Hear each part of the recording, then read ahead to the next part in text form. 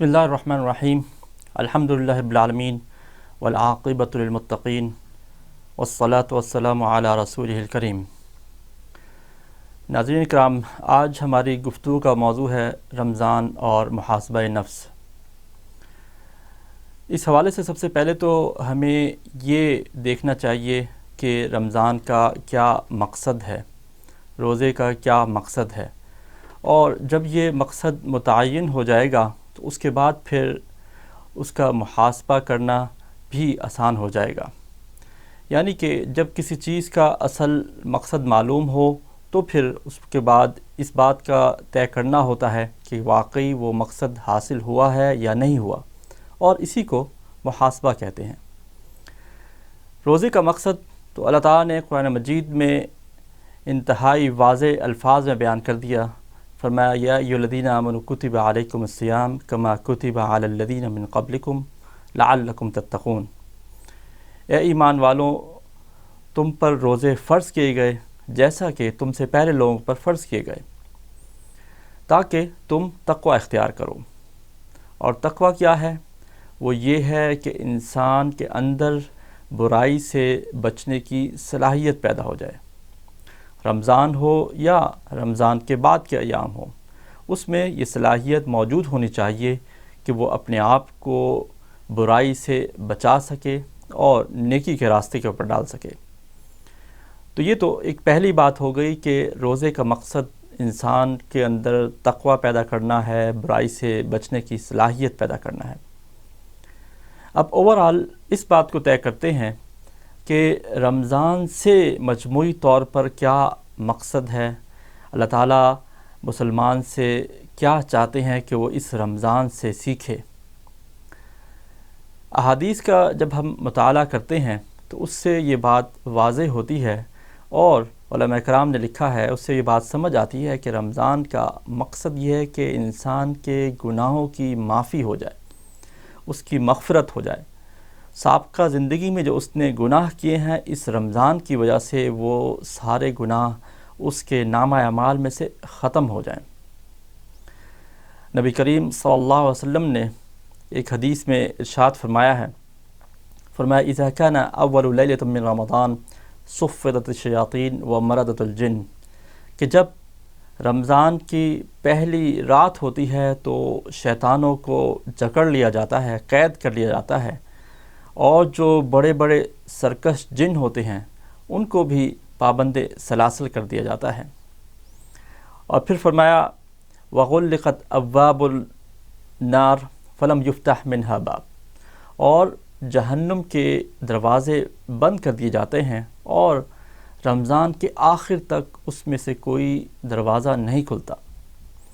اور فرمایا وفتحت ابواب الجنہ فلم یغلق منہا باب، اور جنت کے دروازے کھول دیے جاتے ہیں اور اس کا کوئی بھی دروازہ نہیں بند ہوتا یہاں تک کہ رمضان کے آخری رات آ جائے۔ اس کے بعد پھر نبی کریم صلی اللہ علیہ وسلم نے فرمایا ونادى منادی یا باغی الخیر اقبل، اور ایک پکارنے والا فرشتہ کہتا ہے ایک اچھائی کے طالب علم، اے اچھائی کے طالب تو آگے بڑھ۔ اور پھر یہ بھی کہتا ہے وہ فرشتہ وَيَا بَاغِيَ الشَّرِّ اقصر، اے برائی کے طالب اب تو کچھ حیا کر، اب تو پیچھے ہٹ۔ اور پھر نبی کریم صلی اللہ علیہ وسلم نے فرمایا وَلِلَّهِ عُتَقَاءُ مِنَ النَّارِ، اور اللہ تعالیٰ کے لیے ہر رات ایسے لوگ ہوتے ہیں جن کو وہ جہنم سے آزادی کا پروانہ عطا کرتا ہے۔ تو غور کرنے کی بات ہے کہ یہاں پر اس حدیث میں اللہ تعالیٰ مختلف ترغیبات دے رہے ہیں، انسینٹیوز دے رہے ہیں ایک مسلمان کو کہ اس کے لیے تمام راہیں نیکی کے لیے آسان کر دی گئی ہیں۔ سب سے پہلی چیز کہ جو شیاطین انسان کے دل میں، اس کے نفس میں وسوسے پیدا کرتے تھے برائی کے لیے، ان کو جکڑ لیا جاتا ہے۔ اب انسان کے لیے، ایک مسلمان کے لیے کسی قسم کا کوئی عذر نہیں ہے کہ شیطان اس کو ورغلاتا ہے۔ ان کو اس رمضان میں پابند سلاسل کر دیا جاتا ہے۔ اسی لیے ہم دیکھتے ہیں کہ مجموعی طور پر معاشرے پر، ماحول پر رمضان المبارک میں ایک نیکی کا غلبہ ہوتا ہے، اور برائی دب جاتی ہے۔ اور دوسری جو ترغیب اس حدیث میں بیان کی گئی وہ یہ ہے کہ جہنم کے دروازے بند کر دیے جاتے ہیں، یعنی کہ اللہ تعالیٰ کی رحمت ہوتی ہے، اس کے غضب کا معاملہ نہیں ہوتا۔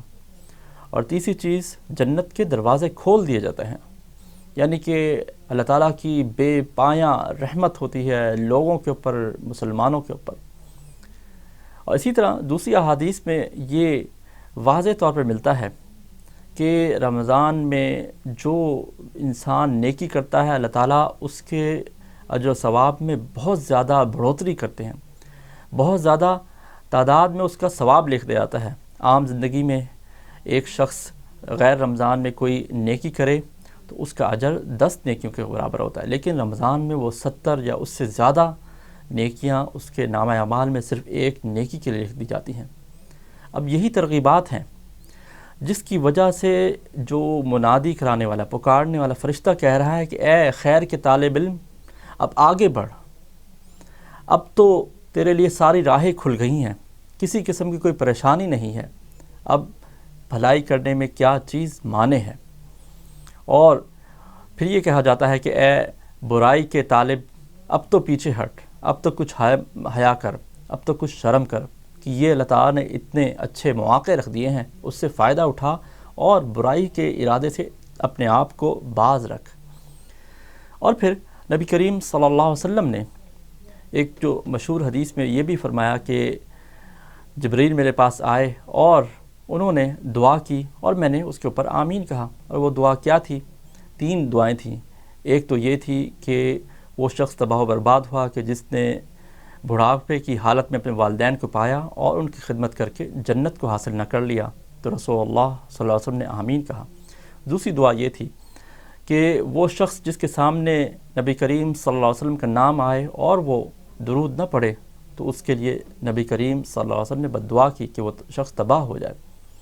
اور تیسری جو ہمارے اس موضوع سے متعلق بات ہے وہ یہ کہ وہ شخص بھی تباہ ہو جائے کہ جس کی زندگی میں رمضان المبارک کا مہینہ آیا اور اس نے اپنے آپ کی مغفرت نہ کروا لی، اپنے نامہ اعمال میں سے گناہوں کو مٹوا نہ لیا، تو وہ شخص بھی تباہی کا مستحق ہے۔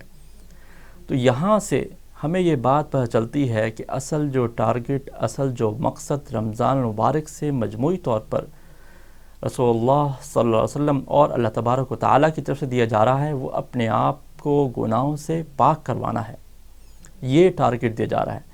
اسی لیے ہی تمام چیزیں ہیں، تمام انسینٹیوز ہیں، تمام رحمتوں کے دروازے ہیں، اللہ تعالیٰ کی شفقت، اس کے اجر و ثواب کا وعدہ ہے کہ لوگ کسی طرح برائی سے رک جائیں اور بھلائی کی طرف آئیں اور اپنے آپ کو گناہوں سے پاک کر لیں۔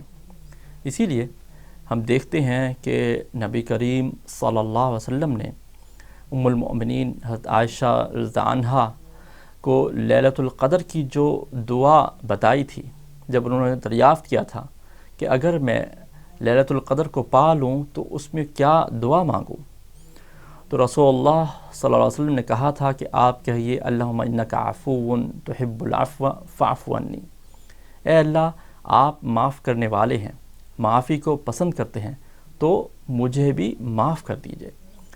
تو یہ دیکھیے کہ جو آخری لمحات ہوتے ہیں رمضان المبارک کے، آخری عشرے میں یہ لیلۃ القدر آتی ہے، اس وقت بھی یہ تلقین کی جا رہی ہے، اس دعا کے حوالے سے کہا جا رہا ہے کہ انسان اپنی معافی کی، اپنی مغفرت کی، گناہوں سے اپنے نامہ اعمال کو دھو ڈالنے کی دعا کرے۔ کوئی اور دعا یہاں پر اس موقع پر نہیں سکھائی گئی۔ اللہ تعالیٰ کے نبی یا اللہ تعالیٰ کوئی اور دعا بھی سکھا سکتے تھے، ربنا آتنا فی الدنیا حسنہ وفی الآخرۃ حسنہ وقنا عذاب النار، انتہائی جامع اور انتہائی عظیم دعا ہے، لیکن اس کو کسی اور موقع کے لیے چھوڑ دیا اور خاص طور پر مغفرت کے لیے اور معافی طلب کرنے کے لیے لیلۃ القدر کے لیے دعا مختص کی گئی۔ تو اس سے واضح یہ ہوا کہ رمضان المبارک کا اصل مقصد یہی ہے کہ انسان اپنے آپ کو گناہوں سے دھو ڈالے۔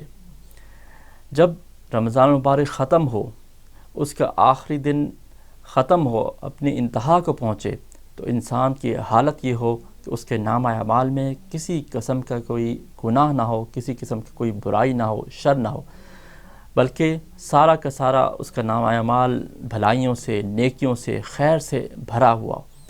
تو اس حوالے سے انسان کو اپنے نفس کا ہر وقت محاسبہ کرتے رہنا چاہیے، دیکھتے رہنا چاہیے کہ کیا وہ رمضان المبارک سے یہ مقصد حاصل کر پا رہا ہے۔